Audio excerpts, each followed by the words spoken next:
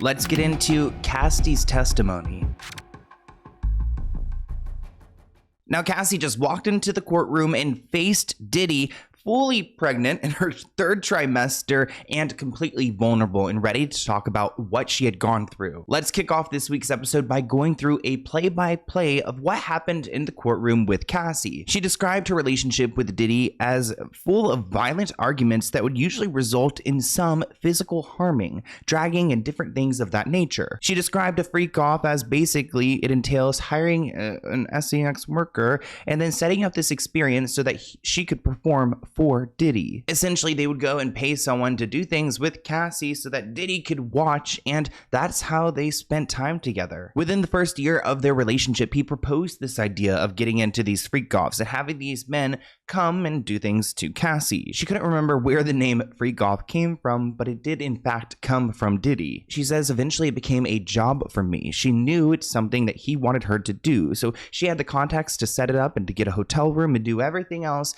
to pretty much orchestrate this moment for him. And ultimately, it's all at her expense. Cassie said that some of their arguments would be violent and would result in some physical abuse. Like, he would smash her in the head, knock her over, drag her, kick her, stomp her in the head if she was down. She was asked how frequently did he get physical with her during their relationship, and she said, too frequently. She said she had knots on her forehead, busted lips, and bruises all over her body. Now, she met Diddy when she was very young, and she claims that the first time she did a freak-off with him, she was 22 at the time. Her stomach churned. She didn't have a concept of how this would even go on. She said, I was confused and nervous, but also loved him very much and wanted to make him happy. Now, the freak-offs became so frequent that it became part of Cassie's life, too. She said, I felt a sense of responsibility. It was him sharing something like that with me. I was confused, nervous, but also loved him. I knew it was something I didn't want to be doing, especially as regularly as it became, but again, I was just in love and wanted him happy. Now, throughout Cassie's testimony, they were going back and forth within time periods of when she met him and when some of these freak-offs occurred. She claims she was introduced to Diddy at 19 years old when she signed a deal with Bad Boy Records. At that point, it felt like a career break. He was a larger-than-life musician, she was a fan of his music, and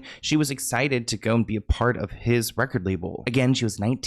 She signed a 10-album deal, which is a very long time, and they released an album later that year in 2006. But it turns out of those 10 albums, that was the only album she ever released under Bad Boy Records. Cassie discussed when Diddy kissed her on her 21st birthday and how he taught her about oral intimacy.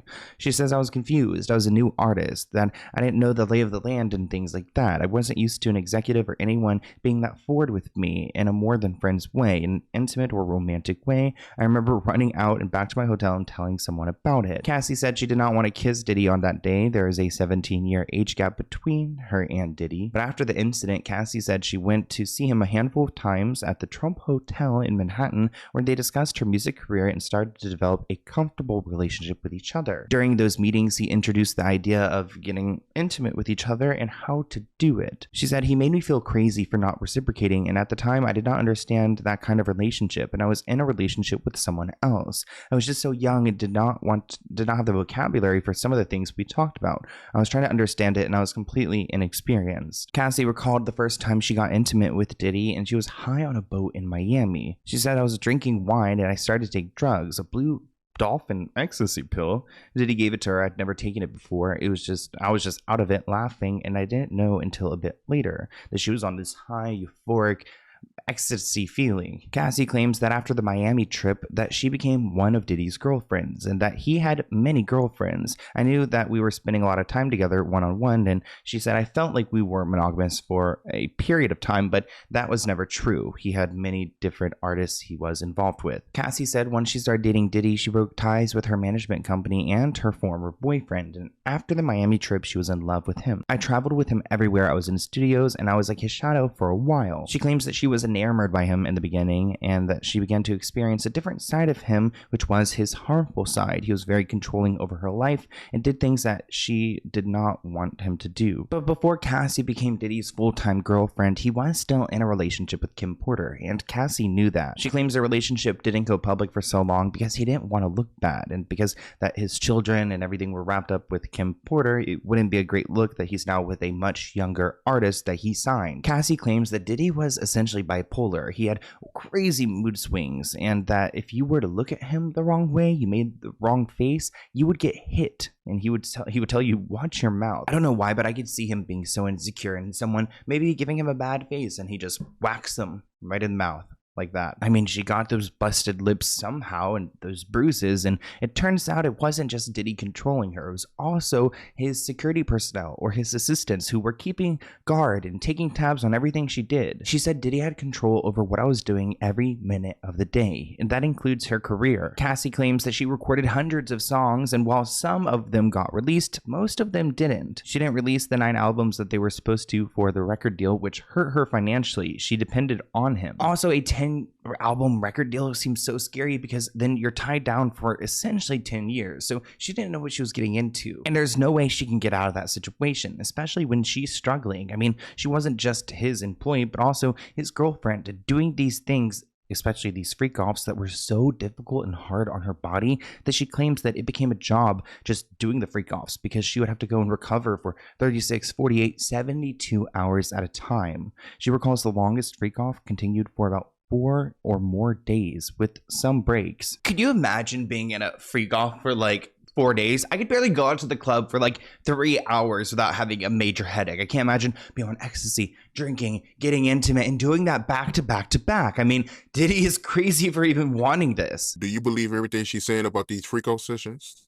Listen, that girl went through some tumultuous shit that she never thought that she would ever have to go through being in the music business. But it takes a bunch of people to go and coordinate something like this. Cassie actually brought up her manager at Bad Boy Records, James Cruz, at one point. She said his role in managing my career was that he was managing me with one hand tied behind his back, saying that Diddy essentially made every approval of anything that he wanted to do with Cassie's career, which he did not do much. Cassie says that she would have things taken away if she did things that Diddy didn't like. Quote, I would get my car taken away. I got kicked out of the house, my apartment. I had jewelry taken away. It was very random depending on how he felt. She also claims that he would take her personal electronics away from her, like her phone, and really treated her like a child. Actually, early on in her testimony, Cassie said that she actually keeps broken laptops, iPads, and iPhones, whatever electronics she still holds on to because she doesn't know what kind of blackmail could be on there. Cassie was also asked about several assistants that worked for Diddy.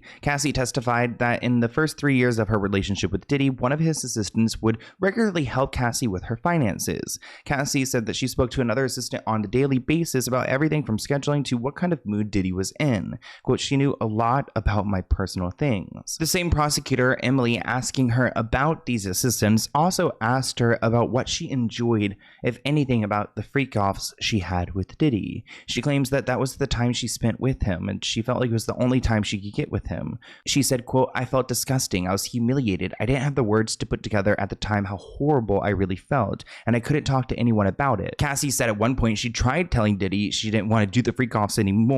Quote, I didn't want to upset him or make him angry with me for even sharing it, but I would tread lightly when I brought it up. Sometimes I would email him about it. I didn't want anything bad to happen. Now, there have been several really disgusting points within this testimony, like when Diddy instructed Cassie to call him by her grandfather's nickname. So he wanted her to pretend that he was her grandfather.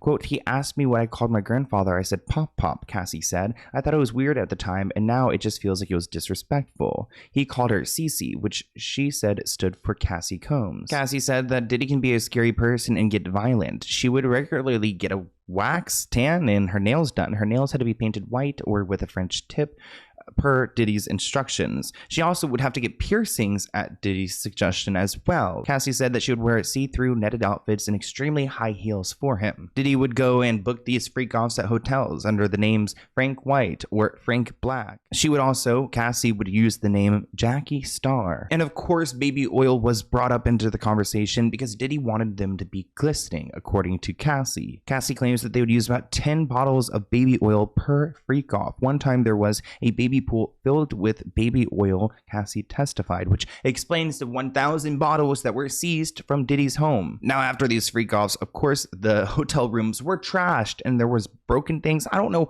why, like, who needs to have sex like this to where everything needs to be broken and trashed afterwards? Now, other than that, we just hear details about these freak-offs and how at some point Cassie was responsible for building the relationships with these men who would come over and participate.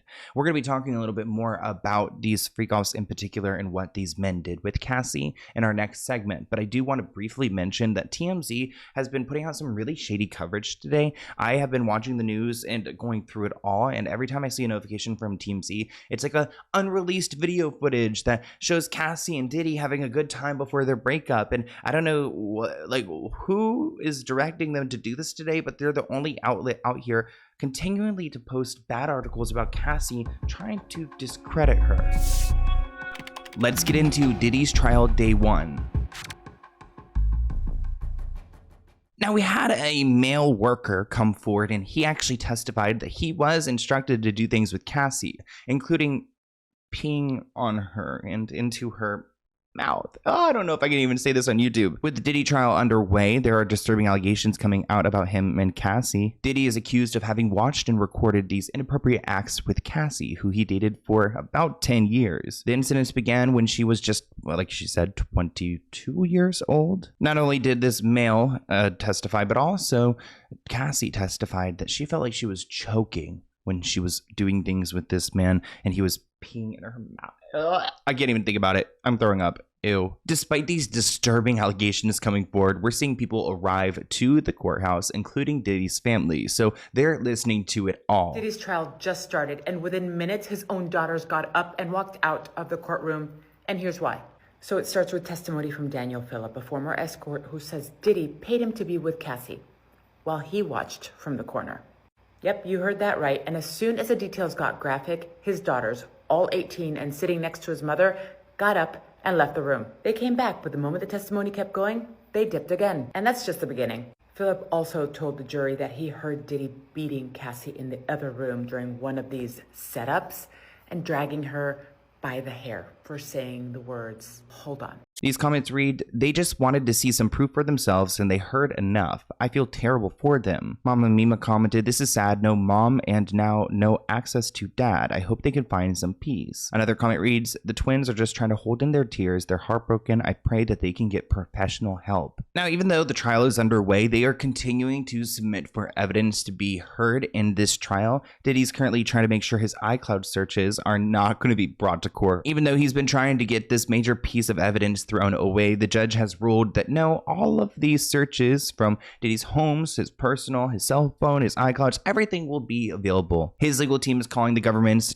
attempts to go and try to get this information intentionally misleading and grossly distorted. So the judge denied Diddy's request to throw out the results of these searches, writing that the bad boy head had failed to show the government's applications were intentionally misleading, said their warrants were false, or I guess in bad faith. And what the prosecutors are hoping to do with this information is to prove that Diddy threatened to people, not only Cassie, but other victims as well. Thank you for watching this clip from the Let's Get Into It podcast. To view the full episode, visit the link listed below.